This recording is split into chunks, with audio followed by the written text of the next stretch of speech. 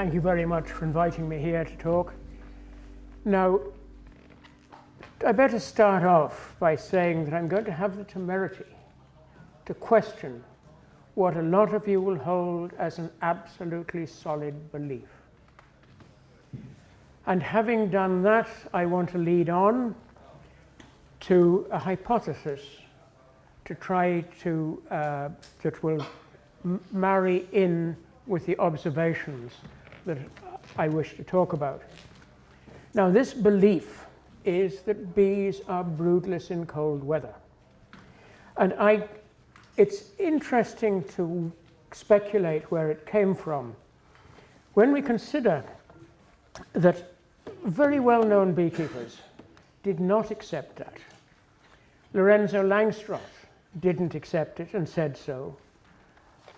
C.J. Farrar, a very well-known American, Dr. Jeffrey in East of Scotland College of Agriculture, Wedmore, well-known English beekeeper, and that great hero of practical beekeepers, Steve Tabor. They all talk about a reduced level of brood rearing, but then you did get brood in the latter winter months. What we're taught is that as the weather gets cold, so the bees stop rearing brood. But we're also told that the period when there's least brood is sort of early winter, November, December, whereas the coldest weather comes in January, February. This doesn't quite figure. Now, one of the things, let's just see, yeah. The common teaching is that colonies should be left alone through the winter. And I think this is a very sound principle. Basically, you should only go into a colony if there is something that you need to do and there is a reason for going in. So actually going into colonies willy-nilly is not a good thing for the bees and not necessarily for the beekeepers. But there is a problem. Men and women are curious. And so some want to see what is actually going on. And if we go back into the 1950s, Dr. Jeffrey in the East of Scotland College of Agriculture did examine colonies through the winter period and over a 10-year period, but some of them he only examined once. And the other thing is that 7 colonies were examined repeatedly. And the interesting thing there was that he saw brood stops. To be broodless, you have to have the queen stopped laying for 21 days plus, which is a very long time. If she stops for a couple of days, you're going to have no eggs then. There's going to be a gap in the sequence of brood thereafter, but you still have brood in that through that period. Now, Bernard Mobus then went up to the East of Scotland College of Agriculture after he'd been working in Lincolnshire.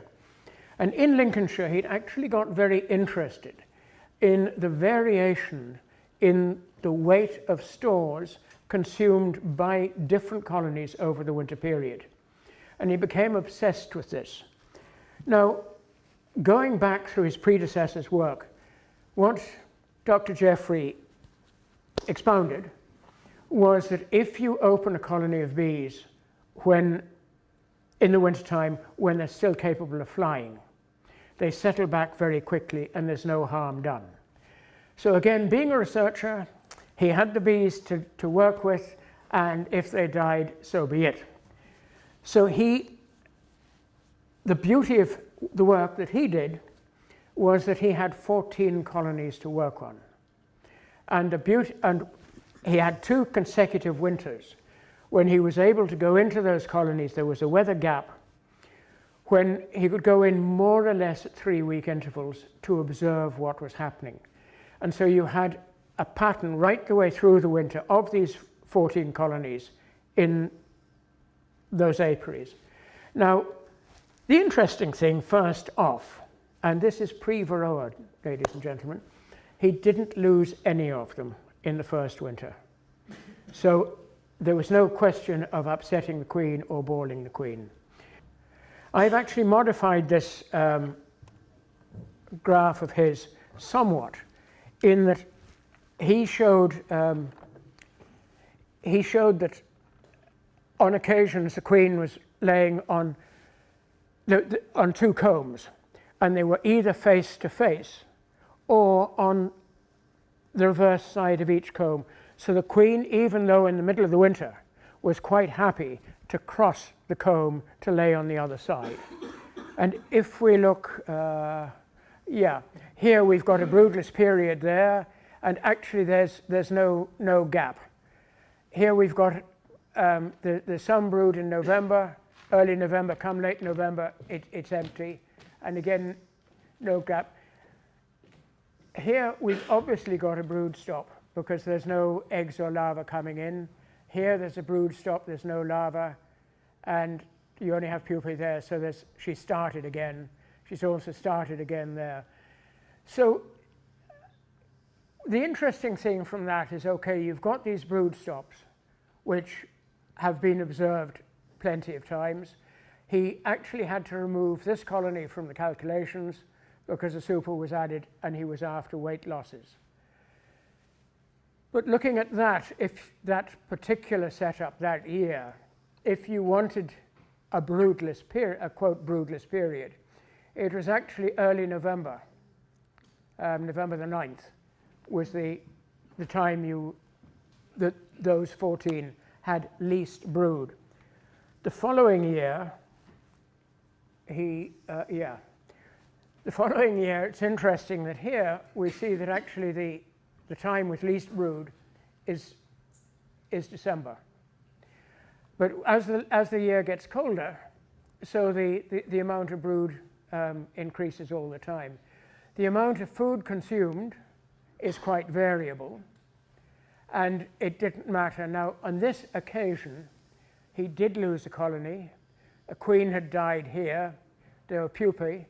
But if you work through the maths, those pupae must have been, the eggs must have been laid after that last inspection. So the queen died quite a few days after the last inspection. Theoretically, possibly, if things are cold, well, I doubt it. Some people might say because our concept of the times of development of larvae are temperature dependent. In other words, the colder it is, the longer it takes them to develop, and the hotter, the quicker. It may have been through the cold. I doubt it. This one here is actually extremely interesting in that they reared brood all through the year. There weren't pupae there. There was obviously a brood stop. But that area of brood from the 5th of November to the 15th of February, that equates to about 10,000 bees. Now, if we live here, 10,000 bees is little or nothing, you see, because we all know that our colonies have 60,000 bees in them. But if you were an American, you'd say that is quite significant, because the Americans who have to use lots of brood chambers, they do actual counts of bees, and they give a maximum brood population of somewhere between 30 and 30,000 bees. So they would have been very significant in America. This question of the brood stops and that continuous brood rearing, now, okay, it's quite variable, colony to colony. You see there's a long broodless gap period there, and here as well. But these colonies are all very variable. If we come to more modern times, we come now to work done by the NBU when they were working out the risk of tropolalaps surviving in this climate. And tropolalaps, unlike Varroa, need open brood or need brood to survive on. They cannot survive on an adult bee. So here we've got it now. This came out of Bee World. I think there's a mix-up in the graphs. The connotation doesn't quite fit. But basically what we have here is the brood area and a monthly recording, November, December, January, February, and March in '02. And here you see there's huge variations, but there's no period there where you can say those bees were broodless, that they were broodless as a group. There was brood reared all through those winter months. And the difficulty here was those hives came from all over the place. Mobus's work, where he was working on 14 colonies in the one apiary, was much more significant because you cut out a whole heap of variables. Now, if we accept the accuracy of the given information by Bernard Mobus, he found that the sum of the total brood area and the food consumed gave a statistical correlation of R equals 9.02. Now, I'm not a statistician, I accept his figure, but that correlates back to food consumption is about 4.1818 kilos plus that little bit per square centimetre of brood reared. And that would explain that huge variation in food consumption, colony to colony, over the winter period. Now, the next thing that Bernard Mobus did was, he was interested in this, and he was going through common doctrine. Now, I don't know how common a doctrine this is now, but it was always said that the best packing for bees in the wintertime was bees. So Bernard said he'd do the job right. So he got two large colonies in the autumn. He killed the queen in one, and he united them so that he had this mega colony, best packing of all time. But when the cluster was able to break to forage, what you got were huge numbers of bees out seeking water and perishing. The clinical symptoms you saw were bees on the outside of the hive, bees climbing up blades of grass, just like the descriptions of the old Isle of Wight disease. These bees were gathered up, weighed, dissected, and the conclusion was that they were dehydrated. So the next thing he did, the next thing we come to is this concept that there's no brood rearing in the wintertime. So Bernard said, right, if this is the case, let's make sure there is no brood rearing. So he confined the queens to a queen excluder cage in the colony in the wintertime. So the bees had access to the queen, but she couldn't have access to cells to lay in. And what happened? The bees developed dysentery and perished. However, there was one queen that he caged when she was rearing brood, and there were no sealed cells. 6 weeks later, when there were signs of dysentery, he released that queen. 4 weeks later, there was the 822 square centimeters of brood, and the dysentery had cleared up. So that one didn't work for Bernard Mobus. So we then go on, and the next thing he did, was he put a standard colony of bees in a highly insulated hive in an insulated room. So they had access to the outside, but the temperature around those bees was going to remain very constant. And they were standing on one of these very accurate scales, the ones that record on a rotating drum. So he would get the weight changes very clearly. Now, that winter, there were only 3 flying days, and 2 of them were consecutive. It was too cold that winter to go into colonies as he'd been doing the 2 previous colonies. But again, what happened when the weather on those flying days, you had a mass exodus of bees seeking water and perishing, again on the side of the hive, on blades of grass, just like the old symptoms of Isle of Wight. So going back on that previous one, you know, where he worked out that statistical relationship, the amount of food was just what would have kept those bees alive, but there was nothing left over for brood rearing. So let's just leave Bernard Mobus apart, because what you can tell me now is, it wasn't cold enough. Because when it's cold, the bees don't rear brood. So we'll go over, there was a US Department of Agriculture Technical Bulletin where now these are Fahrenheit readings because the Americans haven't gone centigrade yet, or we've changed, whichever. What he had was 3 colonies in 3 boxes. Now, you'd hear those boxes would be called Dadant shallows. And he had 12 rows of thermocouples. He's only showing each second one there. So these thermocouples were in two of the boxes.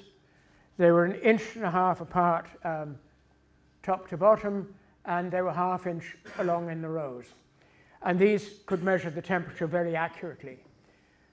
Now, the difficulty with this, quite a long time ago, was this setup was there were 12 frame boxes between frames 5 and 6. So it would have been a vertical bank of these thermocouples with the frames put together. So it wasn't totally natural.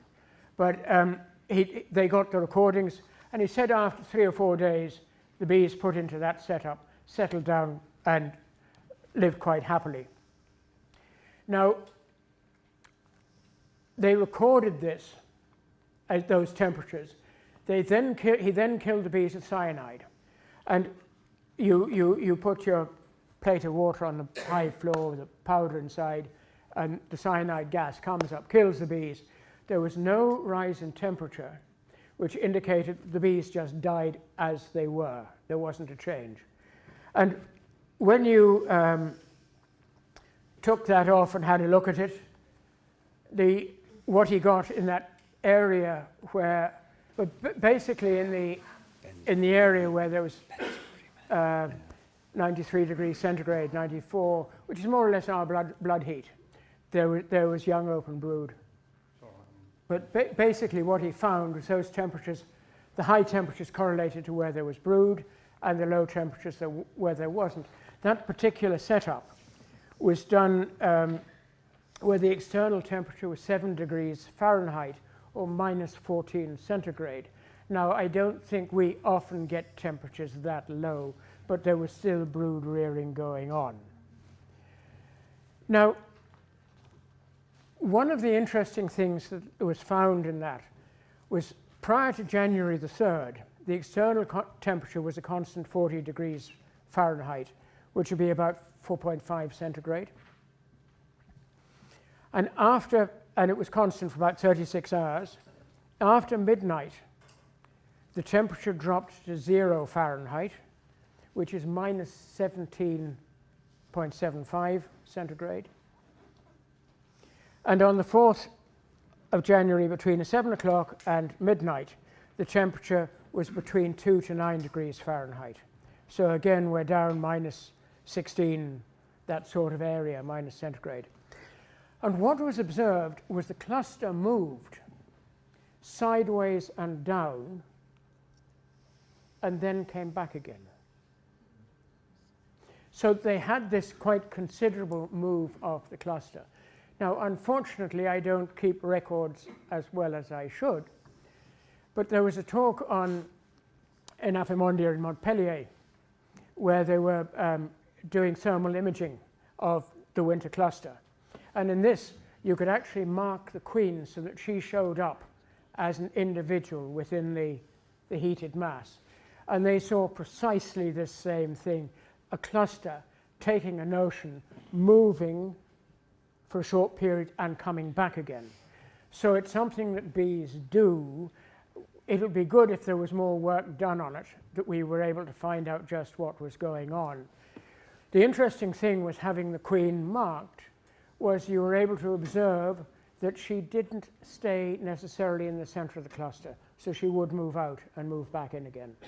So she wasn't going the whole way around. If we go on again, there was a fellow called Tiber Sabo in Beaver Lodge in Alberta in Canada. And there it's pretty cold. This is up near Guelph, where it's really cold. And it's too cold to open a colony of bees in the winter. And what you do there is they tend to put bees in a block of 4 and they wrap them. And they killed a colony of bees every 21 days. They killed 2 colonies of bees every 21 days. They cyanided them. And then they brought them into the lab, and it was wonderful because then there was something for their students to do, to count the bees and count the brood and whatever. And what he found, again, we're talking about extremely cold temperatures, that there was on average brood in every month.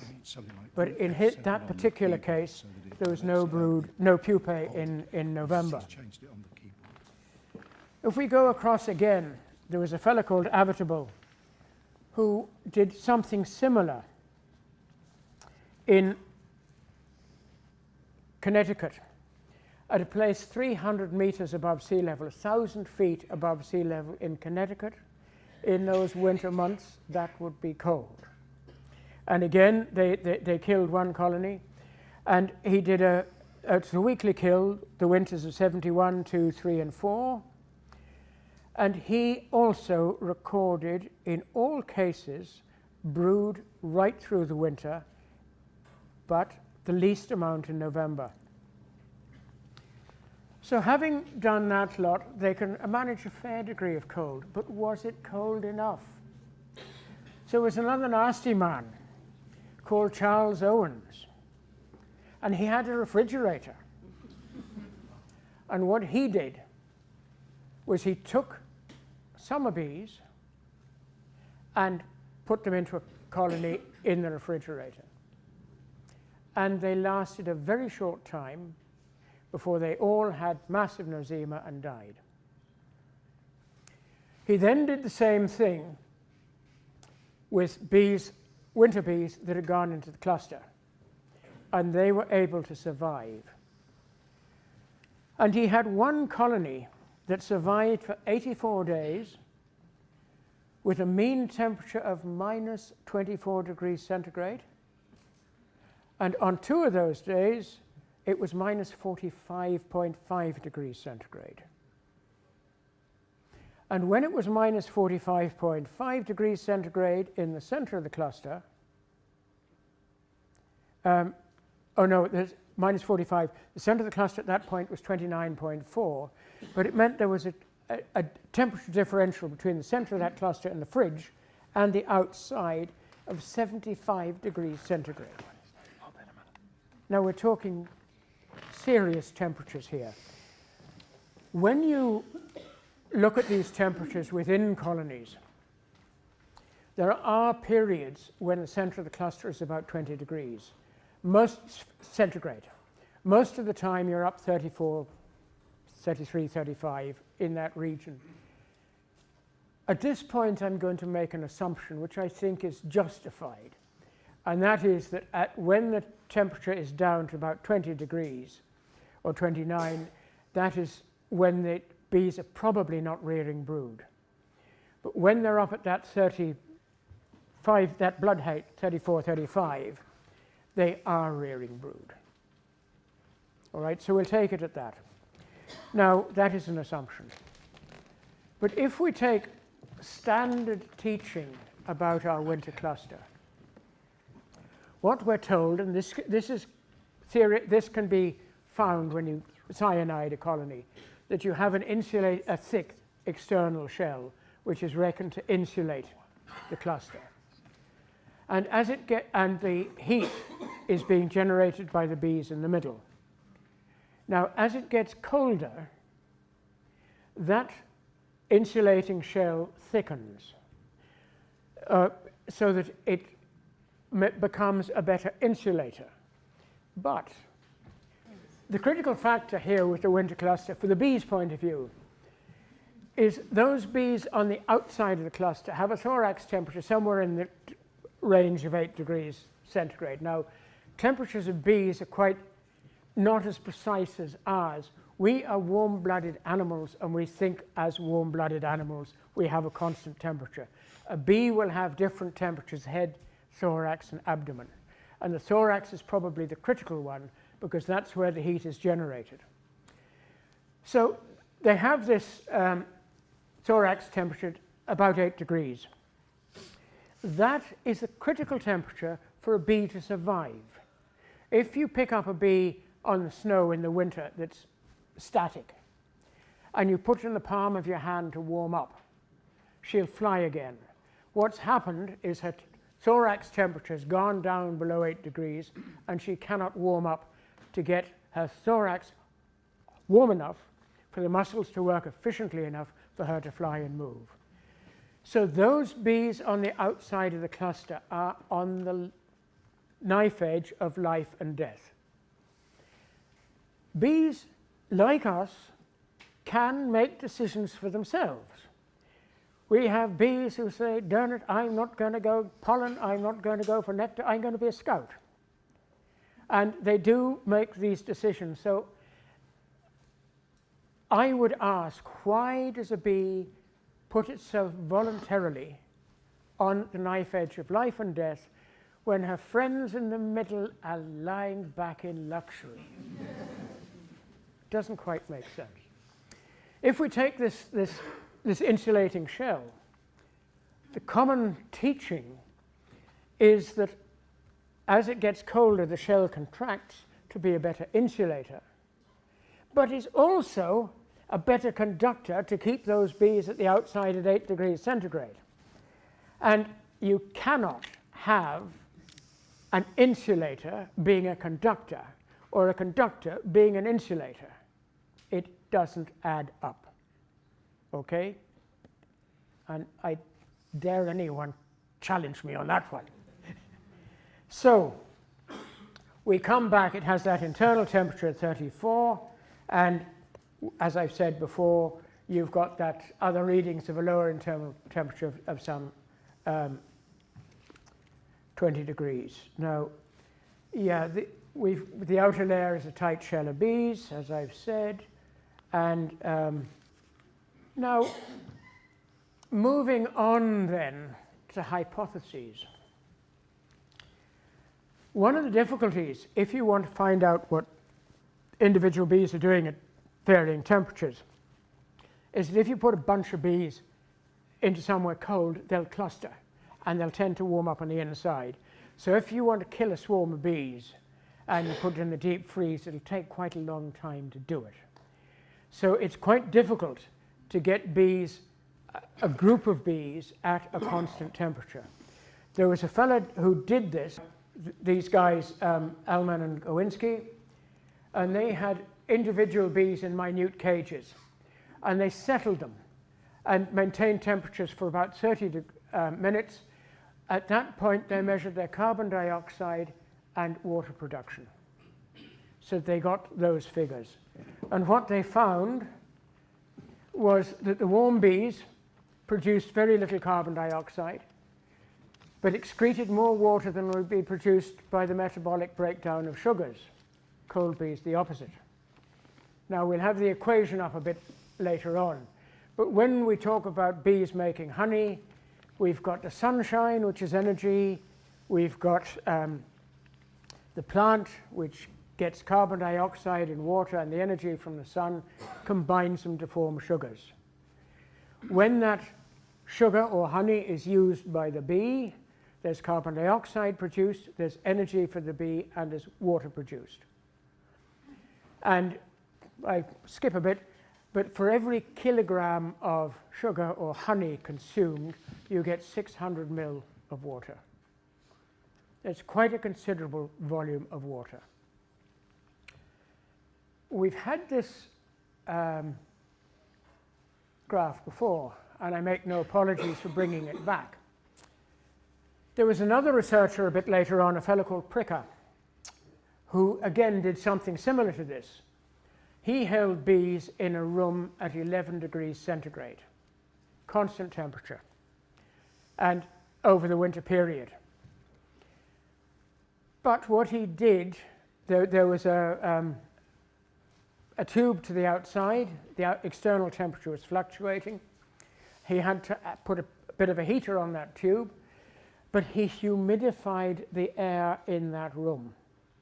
Now, what happened then, with that air humidified, the bees were able to rear brood, and they survived. The reason for heating the tube going out was that what water was going out would have frozen and blocked the bees, and they suffocated. So it would seem that he sort of showed that the problem in that situation was again a water problem. The bees were dehydrated and they didn't rear brood.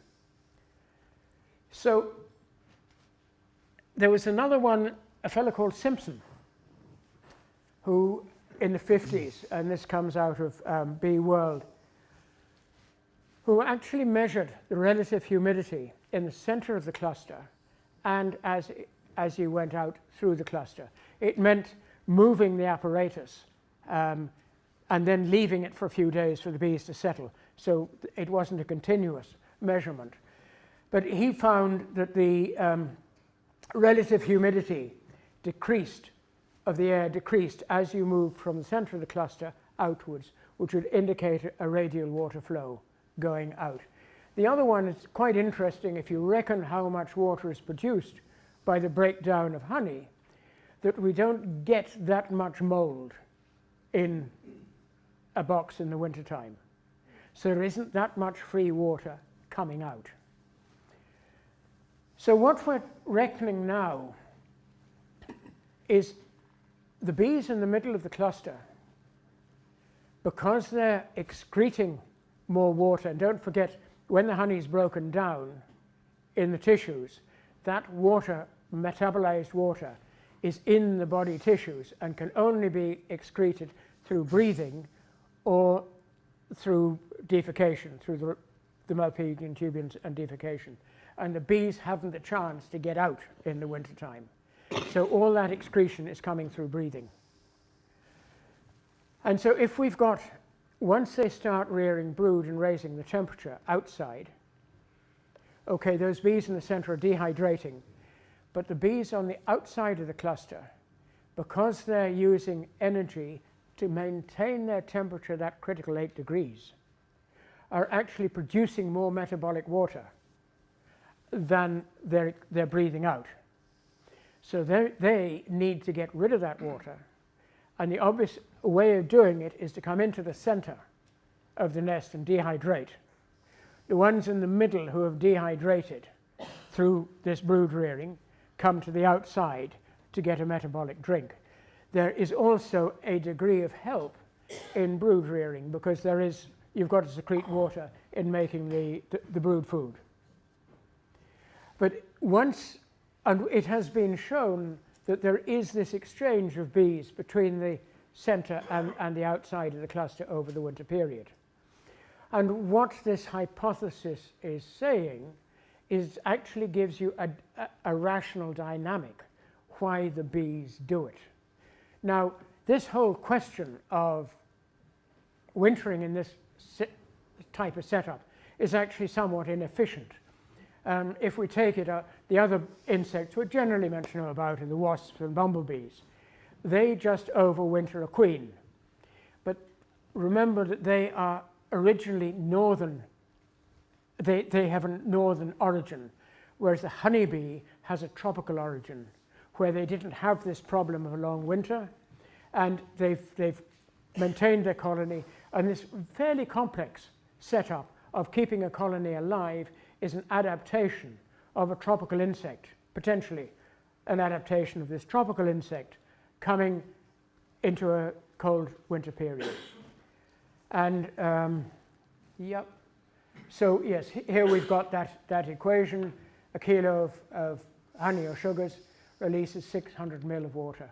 So it is quite a significant, it's a very significant amount of water that actually has to be accounted for, because we saw how much you can record how much food a colony uses over the winter time, and that water, as I say, must be accounted for. And those are the references I used. And finally, I would like to thank you for listening and putting up with my messing up with the technology, and I'd like to thank Sheriffs for sponsoring me.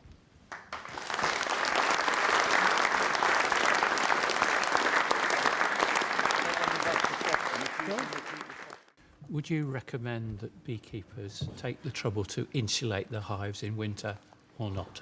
I would say do not insulate in the winter.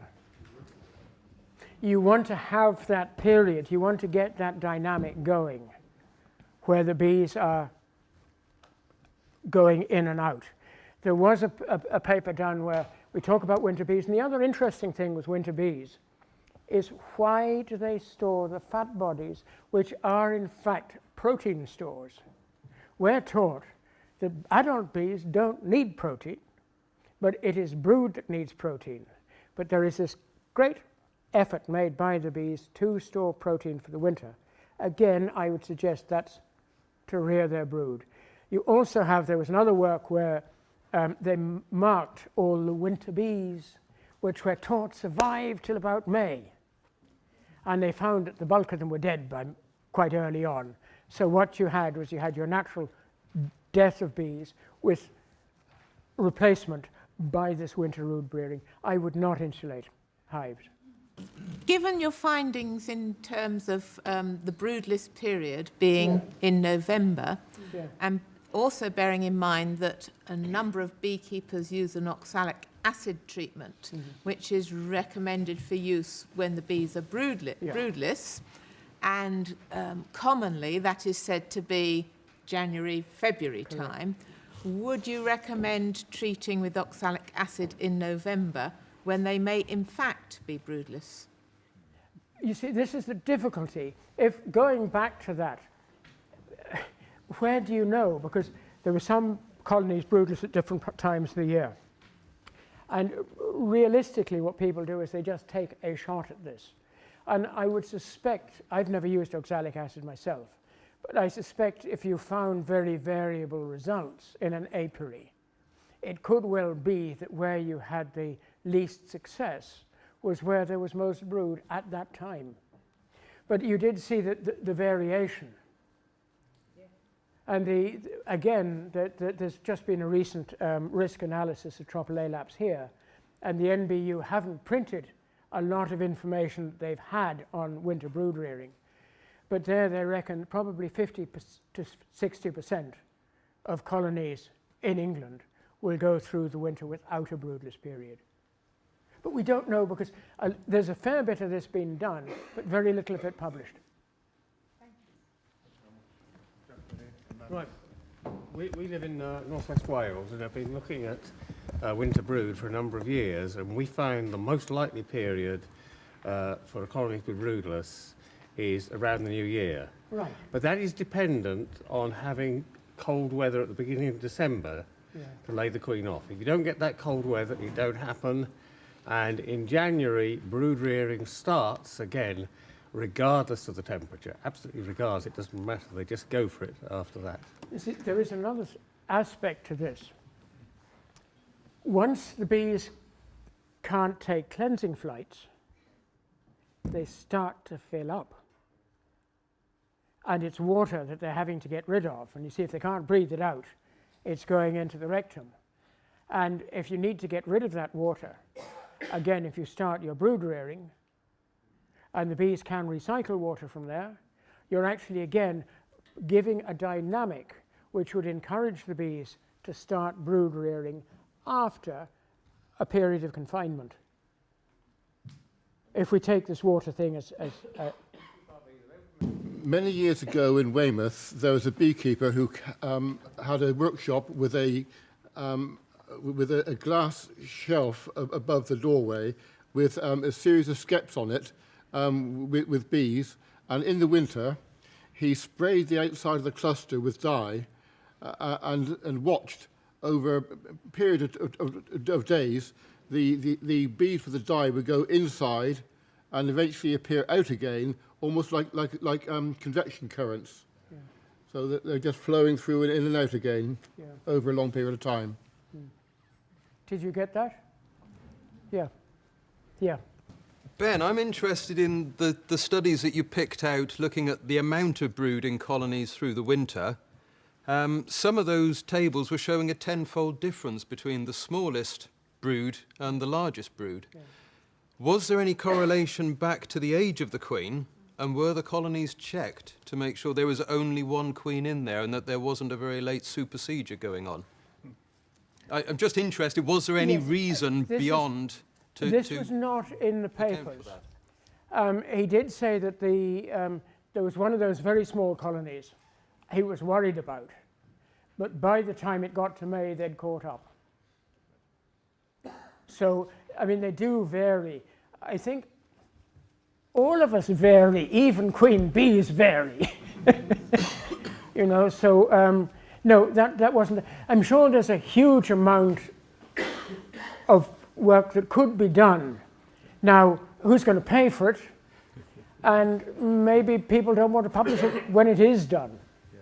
You see, there are interesting studies that have been done unpublished on colony populations, for instance, that we just get put to one side.